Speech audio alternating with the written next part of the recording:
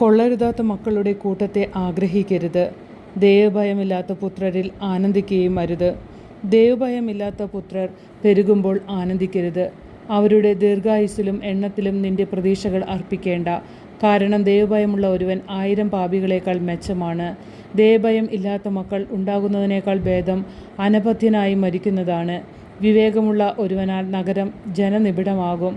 നിയമനിഷ്ഠയില്ലാത്ത ഒരു വർഗം വഴി അത് ശൂന്യമാകും. ഇങ്ങനെയുള്ള പലതും എൻ്റെ കണ്ണ് കണ്ടിട്ടുണ്ട്. ഇതിനേക്കാൾ വലുത് എൻ്റെ ചെവി കേട്ടിട്ടുമുണ്ട്. പാപികൾ സംഘം ചേരുമ്പോൾ അഗ്നി ജ്വലിക്കുന്നു. അനുസരണയില്ലാത്ത ജനത ക്രോധം ആളിക്കത്തിക്കുന്നു.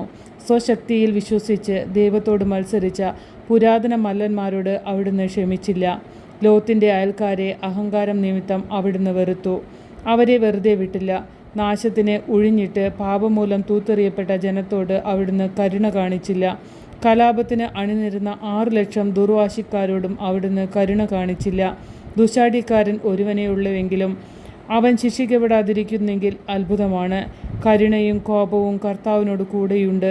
ക്ഷമിക്കുമ്പോഴും ക്രോധം ചൊരിയുമ്പോഴും അവിടുത്തെ ശക്തിയാണ് പ്രകടമാകുന്നത്. അവിടുത്തെ കാരുണ്യം പോലെ തന്നെ ശിക്ഷയും വലുതാണ്. പ്രവർത്തികൾക്കനുസരണമായി അവിടുന്ന് മനുഷ്യനെ വിധിക്കുന്നു. കൊള്ള മുതലുമായി പാപി രക്ഷപ്പെടുകയില്ല. ദൈവഭക്തൻ്റെ ക്ഷമ വൃഥ ആവുകയില്ല. കരുണ കാണിക്കാൻ കർത്താവ് അവസരം കണ്ടെത്തും. പ്രവർത്തികൾക്കൊത്ത പ്രതിഫലം ഓരോരുത്തരും ലഭിക്കും. ഇങ്ങനെ പറയരുത്, ഞാൻ കർത്താവിൽ നിന്ന് മറഞ്ഞിരിക്കും.